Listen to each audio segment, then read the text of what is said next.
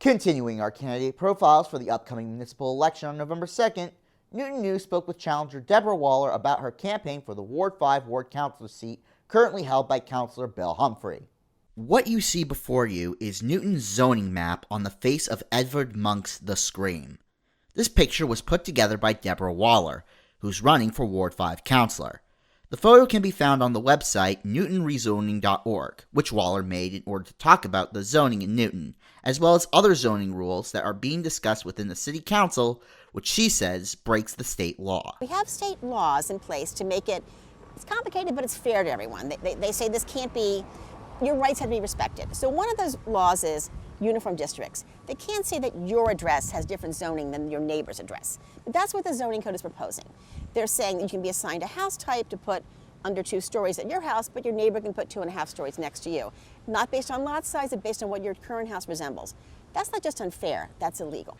This is Waller's first time running for public office, and for her, zoning and housing are the #1 issues she is running on. She says she opposes the 2018 zoning ordinance rewrite, saying that it takes power out of people's hands and into the hands of developers. She is also calling for more single-family housing, saying that it would help with the density crisis in Newton. On her website, Waller has a special calculator that voters can use and see how the planning department has assigned their individual homes under the new ordinance. So the proposed zoning code is what I'm running against, okay? There's a lot of rules in the proposed zoning code that are, this one's illegal. Some of them are just mean, okay? Here's one. You can't park in the last 30 or 40 feet on your lot. You can't park in front of your house. And your side setback has to be 3 feet over, so you can't park in that 3 feet on the side. Now, this is, most things that they put a zoning rule in, you're protected from that. They can't say, oh, your house can't be this size, and they're not going to take part of your house down, right?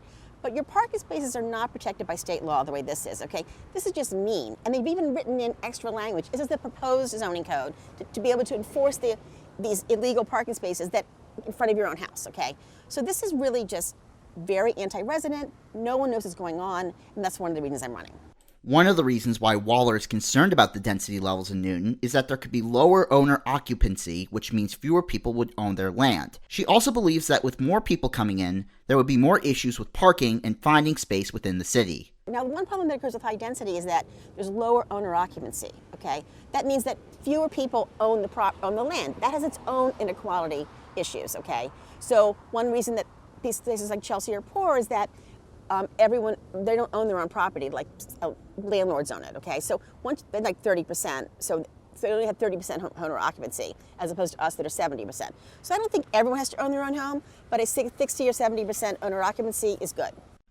Zoning is not the only issue on Waller's mind, however. Another policy she is running on is the depoliticizing of police. When asked about this, she talked about how she thought people were over-politicizing Tim Duncan's encounter with the police. Duncan, a black man from Newton, released a video saying that he and his wife were stopped at gunpoint by police as they were asked questions about a possible suspect in the murder of Deval Fitzpatrick. Waller said that the Newton Police Task Force used Duncan's case as a politics-heavy and substance-light scenario in order to structure task force goals. There was a death in Newton Highlands of this Michael Conlon, and so those were 2 incidents 7 months apart, Tim Duncan and Michael Conlon, that should have been looked into, okay?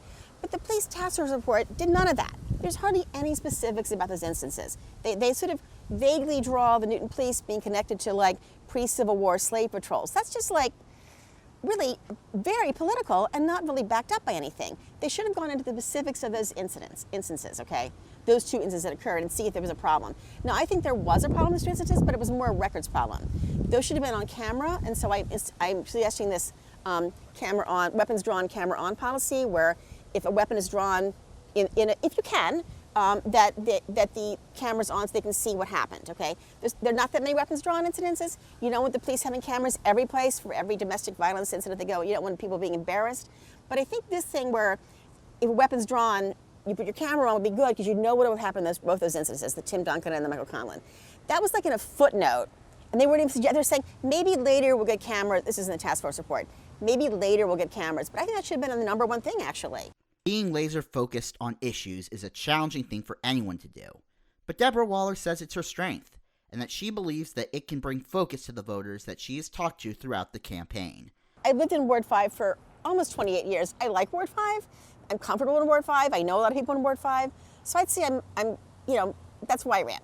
Adam Bass, Newton News, Newton Upper Falls.